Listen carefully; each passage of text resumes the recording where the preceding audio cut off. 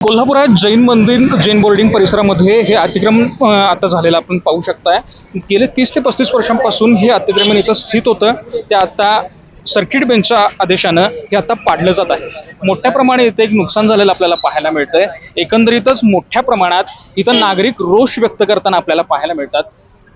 त्यांचा आरोप म्हणजे गेल्या काही दिवसांपासून इथं एक अतिक्रमणाचा हा वाद बऱ्याच वर्षांपासून चालू होता. मात्र नोटीस न दिल्यानं अचानक JCB येऊन इथं अतिक्रमण पाडल्याचा इथं आरोप केल्याचं आपल्याला पाहायला मिळतंय. एकंदरीतच नागरिकांचं नेमकं म्हणणं काय आहे, त्यांचं नेमकं हे काय आपण जाणून घेऊयात. काय नेमका विषय आहे, नेमकं काय म्हणणं आहे तुमचं?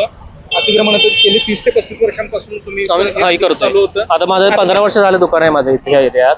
मी व्यवस्थित धंदा करतो, कधी प्रॉब्लेम नाही. आणि आता हिने फक्त फुटपाथ कव्हर करायला लागते. आणि जरा फुटपाथ करताना ही भिंत इकडची पाडली म्हणून जरा इकडची म्हणजे माणसं बोलली आता साहेब पण आता पाडा सगळ्यांचंच पाडून टाका, पुन्हा थांबायचं नाही. आम्ही फुटपाथ कव्हर करायला आलतो, आता सगळ्यांचंच पाडा.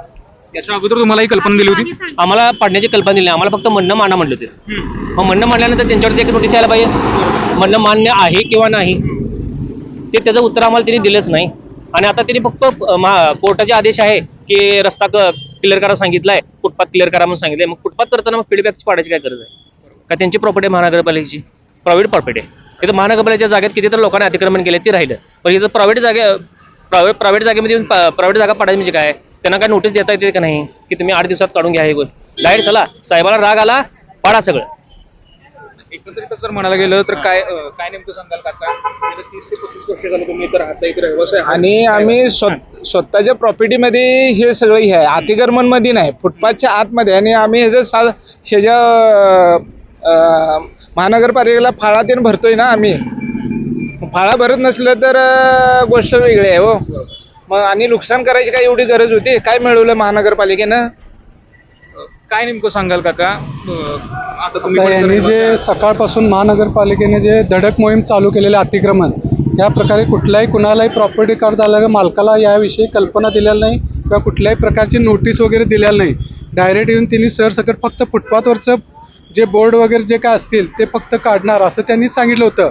पण नंतर त्यांनी जे फुटपाथच्या आतमध्ये जे साईड मार्जिनमध्ये आमची जी स्वतःची जागा आहे त्यामध्ये जे आपण व्यवसाय सुरू केलेला, काही जे व्यवसाय होते ज्या व्यवसायावर यांचे पोट चालत होतं ते पूर्ण व्यवसाय त्यांनी पाडून, खोल्या पाडून, त्याचं ऑफिस पाडून नुकसान केलेलं आहे. त्यामुळे यांचं पोट पाण्याचा आता उदरनिर्वाहाचा प्रश्न निर्माण झालेला आहे की त्यांना अचानक काय करायचं. आता इतके वर्ष, बरीच 30 वर्ष यांनी व्यवसाय केलेला आहे आणि तो व्यवसाय आता कुठं करायचा हा प्रश्न निर्माण झालेला आहे त्यांचा. तर याची महापालिकेने कुठल्याही प्रकारची नोटीस किंवा कल्पना दिलेली नाही, काय नाही.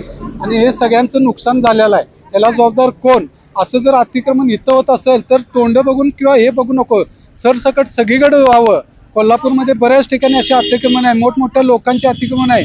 पार्किंग पूर्ण बंद झालेलं आहे, तिथं पार्किंगमध्ये गाळे चालू केले आहेत, व्यवसाय चालू केलेला आहे. इथं कुठला अधिकारी, कोण आयुक्त वगैरे जाऊन तिथे विचारपूस केली आहे की आतापर्यंत कुणी? एकंदरीतच बघायला गेलं तर कोर्टाचा आदेश असूनही या नागरिकांना इथं नोटीस दिल्या गेल्या नाहीत, नोटीस बजावल्या नाहीत, असा आरोप आता करताना आपल्याला नागरिक हे पाहायला मिळत आहेत. LS मराठीसाठी मी निरंजन, कोल्हापूर.